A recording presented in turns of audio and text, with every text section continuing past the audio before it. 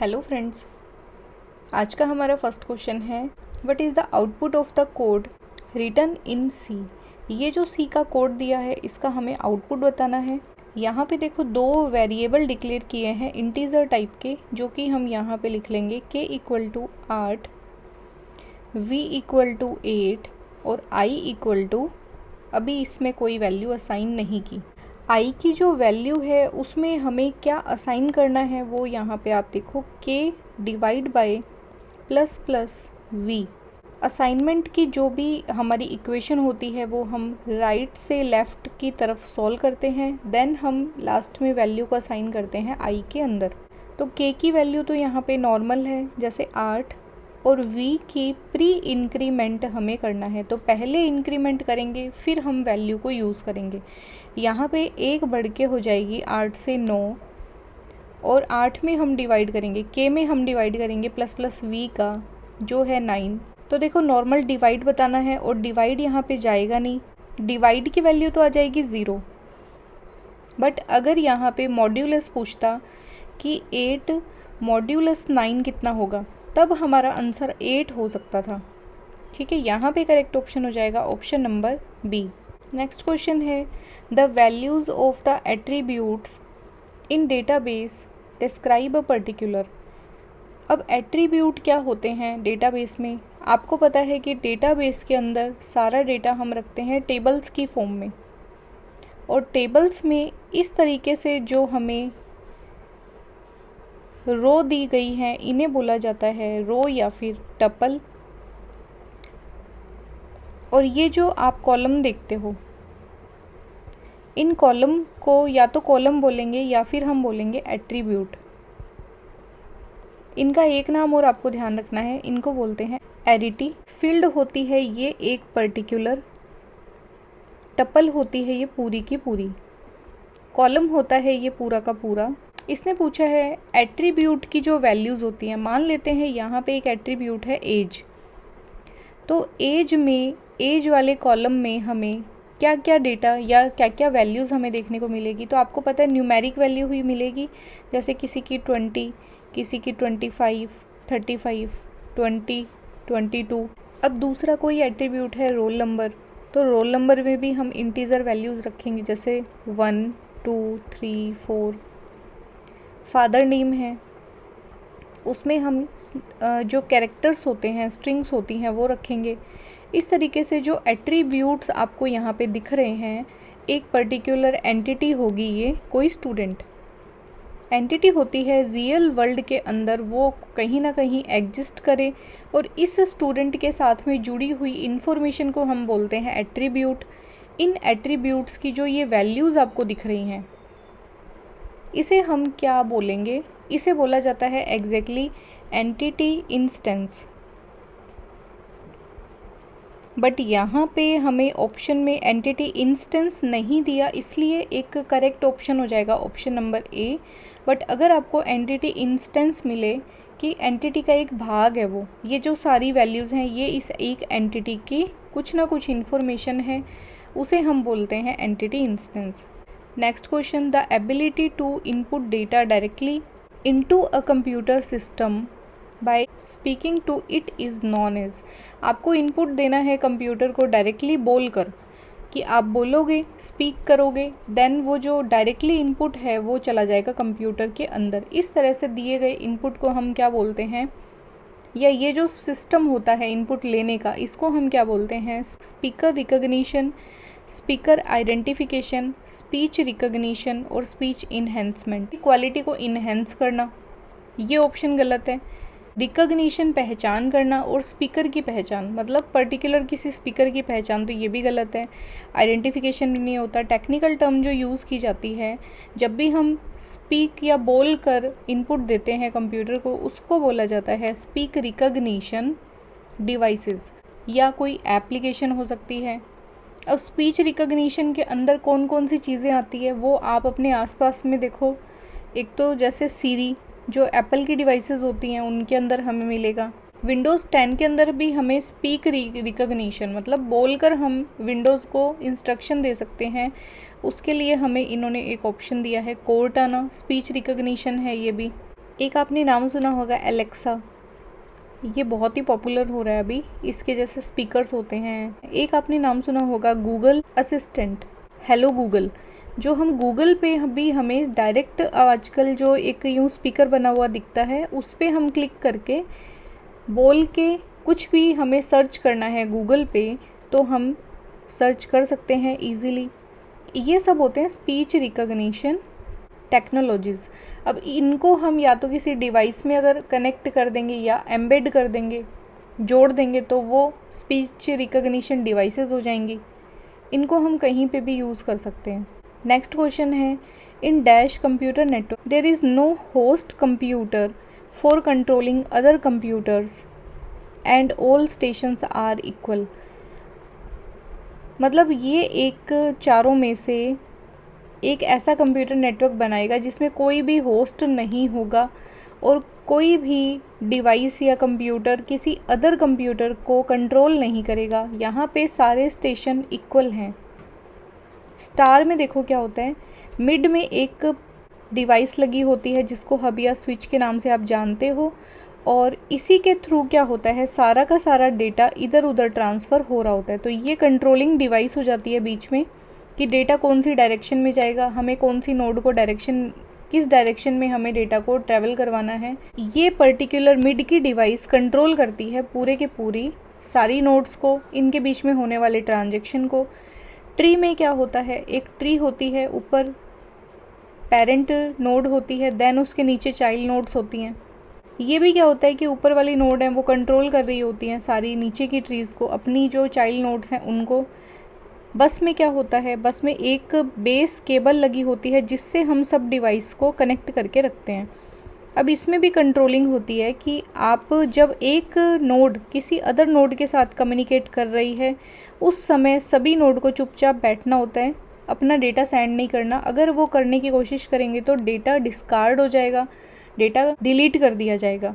Ring नाम आपने सुना होगा, तो रिंग टोपोलॉजी में हमें एक क्वालिटी देखने को मिलती है। यहाँ पे प्रत्येक नोड अपने आप में इंडिपेंडेंट होती है और प्रत्येक नोड कम्युनिकेशन करने के लिए हमारे लिए कंपलसरी है।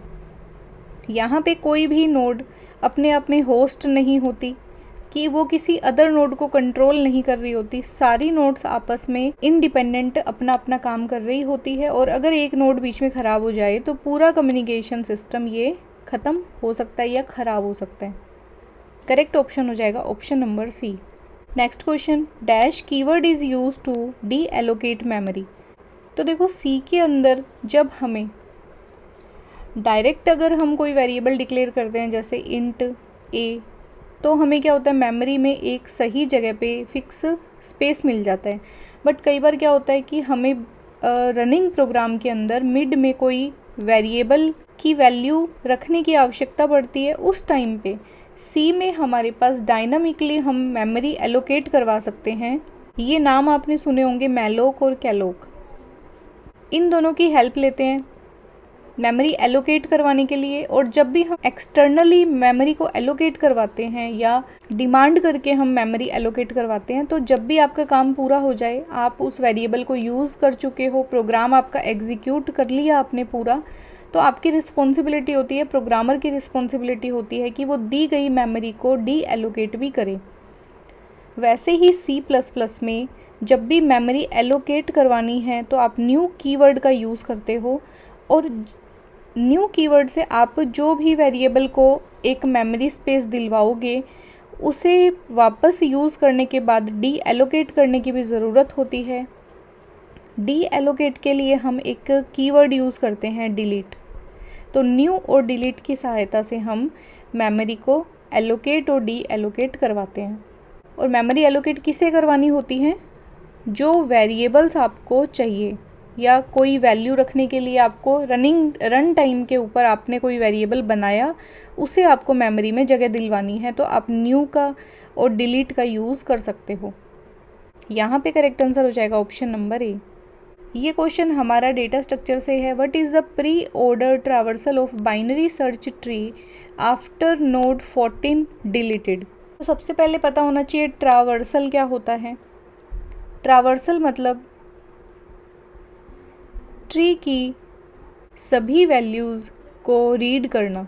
यहाँ पे जितनी भी वैल्यूज़ दी है 14, 10, 7, 25, 22, इन सब को ट्रावर्स करना पड़ेगा आपको। एक बार ज़रूर आपको इनको रीड करना है। अब रीड करने के क्या तरीके अलग अलग होते हैं, इसमें हमें 3 चीज़ें ध्यान रखनी है। ये होती है हमारी रूट नोड। रूट नोड के नीचे ये 2 नोड्स होती हैं, इसे बोला जाता है लेफ़्ट नोड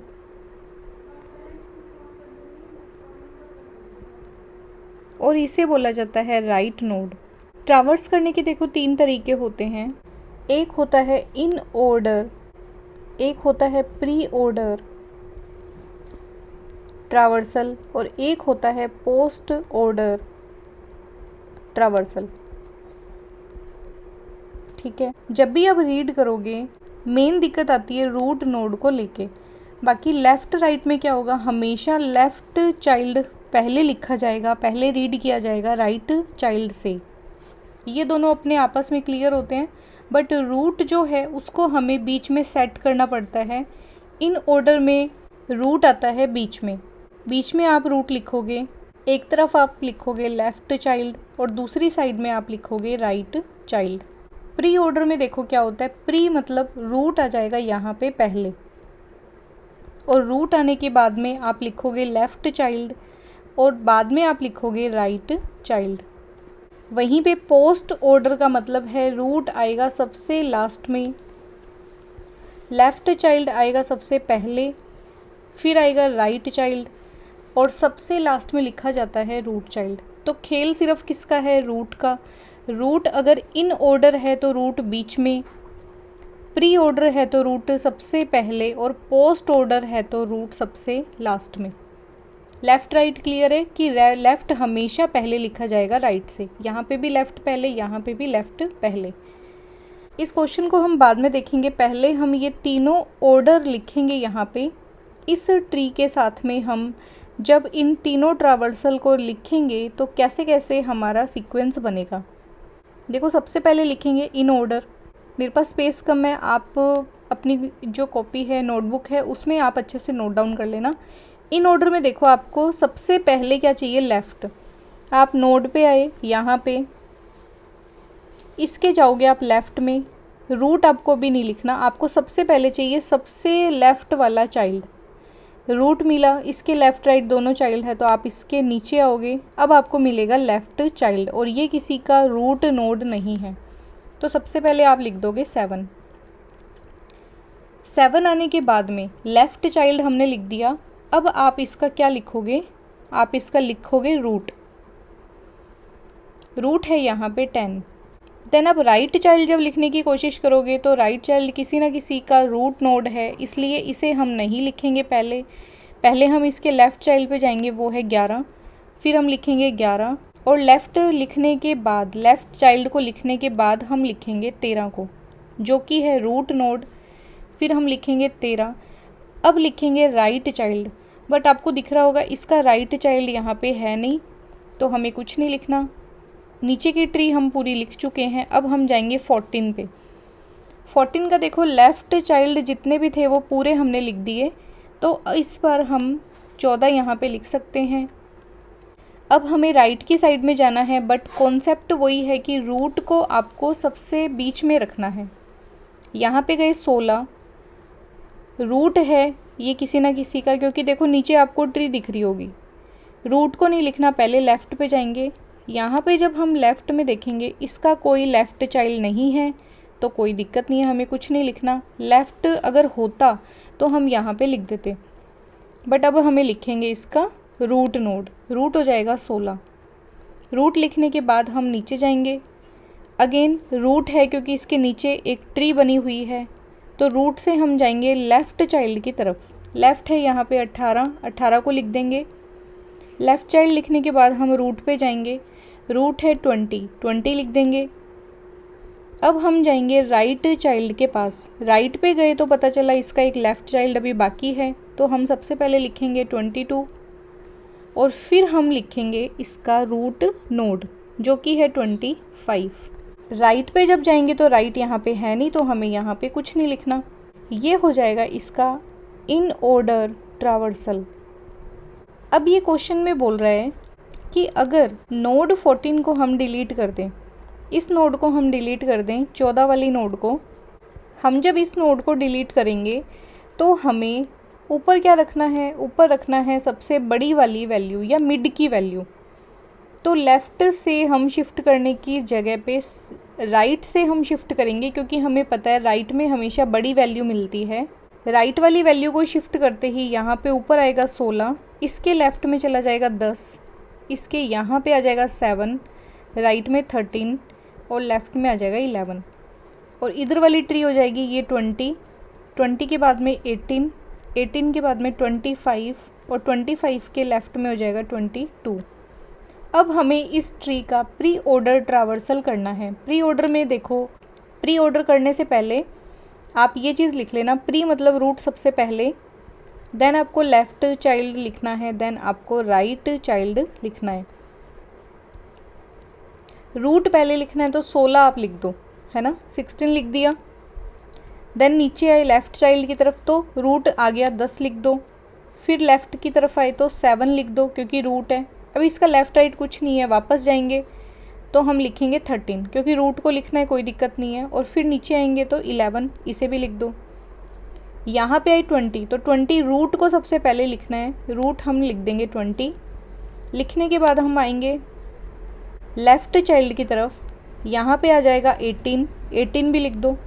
अब इसके लेफ़्ट राइट दोनों ही नहीं है तो वापस ऊपर जाएंगे, और ऊपर जाने के बाद हम आएंगे नीचे 25 पे, तो रूट लिखना है इसलिए 25 लिख देंगे और उसके लेफ़्ट पे आएंगे 22 लिख देंगे।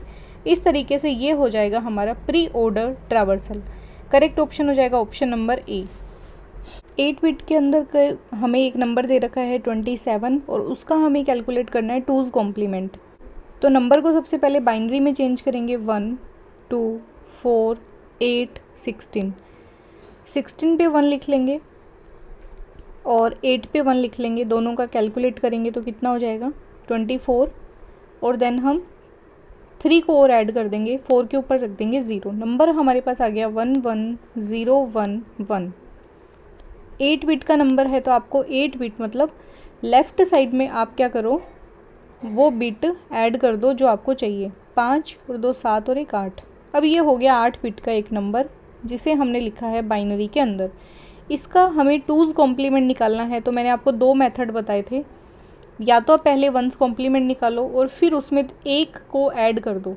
1's कॉम्प्लीमेंट मतलब 0 का 1 और 1 का 0, तो 1 का यहाँ पे हो जाएगा 0, इस 1 का 0, इस 0 का 1, फिर 0 0 1 1 1, लास्ट में इसमें हम 1 को ऐड कर देंगे तो ये हो जाएगा 1 0 1 0 0 1 1 1। ये तो हो गया इसका 1's कॉम्प्लीमेंट और ये हो गया इसका 2's कॉम्प्लीमेंट। दूसरा मेथड मैंने आपको बताया था कि पहला 1 जब तक ना आए तब तक तो सारे नंबर एज इट इज़ लिख दो, और 1 आते ही क्या करो, 1 के बाद वाले सब नंबर को जस्ट उल्टा कर दो। तो पहला 1 हम एज इट इज़ लिखेंगे और पहले ही जगह पे हमें 1 मिल गया। 1 लिखने के बाद आगे के जितने भी नंबर हैं उनको जस्ट अपोजिट लिख देंगे, जैसे 1 का 0 कर देंगे, 0 का 1, तो ये 0 0 1 1 1। ये हो गया इसका डायरेक्ट 2's कॉम्प्लीमेंट निकालने का तरीका। इसमें अब आपका कौन सा ऑप्शन मैच हो रहा है, 101 101 101, तो ये चारों ही ऑप्शन मैच नहीं हो रहे, या तो ये ऑप्शन ही गलत है, बाकी आपका आंसर ये ही आएगा 2's कॉम्प्लीमेंट में। और या फिर ये 27 है ना, डेसिमल का नंबर नहीं है, तो या तो ये क्वेश्चन कोई मिसप्रिंट हुआ हुआ है या फिर यहाँ पे ऑप्शन ही गलत है। ठीक है, करेक्ट आंसर हमारा ये ही रहेगा, 2's कॉम्प्लीमेंट इस नंबर का होगा 27 का, ये वाला। Next question, which command is use to delete the directory that is empty. एक ऐसी डायरेक्टरी को हमें डिलीट करना है जो कि एम्प्टी है। RD होता है कमांड रिमूव डायरेक्टरी का, ये MD होता है मेक डायरेक्टरी, ये होता है चेंज डायरेक्टरी। जैसे हमें C के अंदर हम अभी हाल फिलहाल में हैं, हमें D में जाना है तो हम हमारी डायरेक्टरी को चेंज करते हैं, इसके लिए हम कमांड देते हैं। तीनों ही हम जो CUI कमांड यूज़र इंटरफेस के जो ऑपरेटिंग सिस्टम होते हैं जिसमें हमें एक ब्लैक कलर की विंडो देखने को मिलती है और सारी कमांड हमें लिखकर बतानी पड़ती है, उसमें ये तीनों कमांड हम यूज़ करते हैं। यहाँ पे करेक्ट आंसर हो जाएगा option number A. Next question है, which of these is not a core data type in Python। तो पाइथन में आपको पता है अलग ही तरह के डेटा टाइप्स होते हैं, जैसे इंटीज़र वैल्यू को सेव करने के लिए इंटीज़र पूरा हमें लिखना पड़ता है, फ्लोट के लिए फ्लोटिंग। एक इसमें अलग नया तरह का डेटा टाइप होता है कॉम्प्लेक्स, जो आयोटा वाले जो नंबर होते हैं, जैसे 7+2, और यहाँ पे आई लिखते हैं हम मैथ्स में, बट यहाँ पे जे लिखा जाता है इन नंबर्स को। तो ये होते हैं कॉम्प्लेक्स नंबर्स। एक वहाँ पे होते हैं बूलियन नंबर। तो बूलियन में क्या होता है, ट्रू और फॉल्स, ये दो तरह के हमें वैल्यूज़ मिलती है। बूल भी एक डेटा टाइप होती है। यहाँ पे पूछा कौन सा एक डेटा टाइप नहीं है, तो लिस्ट होती है, टपल्स भी होती है, डायरेक्टरी भी होती है, डिक्शनरी भी होती है, बट क्लास पाइथन में नहीं होती। करेक्ट ऑप्शन हो जाएगा ऑप्शन नंबर 4। आज का हमारा लास्ट क्वेश्चन है डेटाबेस मैनेजमेंट सिस्टम का। ये यहाँ पे दिया हुआ है और ये कमांड है इस तरफ, और हमें बताना है इनका रिलेशन यहाँ पे कैसे है। क्रिएट कमांड देखो, हम डेटाबेस मैनेजमेंट सिस्टम DBMS के अंदर क्रिएट हम कब करते हैं, जब हम किसी भी टेबल को क्रिएट करेंगे, और क्रिएट कमांड होती है DDL के अंदर, डेटा डेफिनेशन लैंग्वेज के अंदर। तो यहाँ पे इसका ऑप्शन मैच होगा इसके साथ में। सेलेक्ट मतलब जब भी हमें कोई डेटा चाहिए, ऑलरेडी बनी हुई कोई टेबल है, उसमें से हमें कोई डेटा सेलेक्ट करना है हमारे यूज़ के अकॉर्डिंग, और हो सकता है हम उसमें कोई मैनिपुलेशन कर दें, एडिटिंग कर दें, उसको डिलीट कर दें। तो ये सब चीज़ें होती है डेटा मैनिपुलेशन लैंग्वेज में, इसलिए सेलेक्ट कमांड होती है DML के अंदर। रेक्टेंगल बनाया जाता है ER मॉडल के अंदर। ER मॉडल में मैंने आपको बताया था जैसे रेक्टेंगल बनते हैं, ये होती है एक एंटिटी। फिर दो जो टेबल्स होती है, दो एंटिटी होती है, उनके बीच में हम एक रिलेशन बनाते हैं, उसको डायमंड से रिप्रेजेंट करते हैं। ठीक है, तो रेक्टेंगल बनेगा ER मॉडल में। अब आप ऑप्शन मैच करो, A के साथ में तीसरा, B के साथ में चौथा, और C के साथ में पहला। तो हमारा फर्स्ट ऑप्शन ही यहाँ पे करेक्ट हो जाएगा। और रिकॉर्ड कहाँ पे होता है, रिकॉर्ड होता है रिलेशनशिप मॉडल के अंदर। आज के क्वेश्चन आपको कैसे लगे आप मुझे ज़रूर बताएं, और अगर आप चैनल पे नए हैं तो चैनल को सब्सक्राइब ज़रूर कर लें। इनमें कोई भी क्वेश्चन बाहर से नहीं लिया गया, कोई नॉर्मल बुक से नहीं लिया, कोई ना कोई एग्ज़ाम में ये क्वेश्चंस पूछे गए हैं।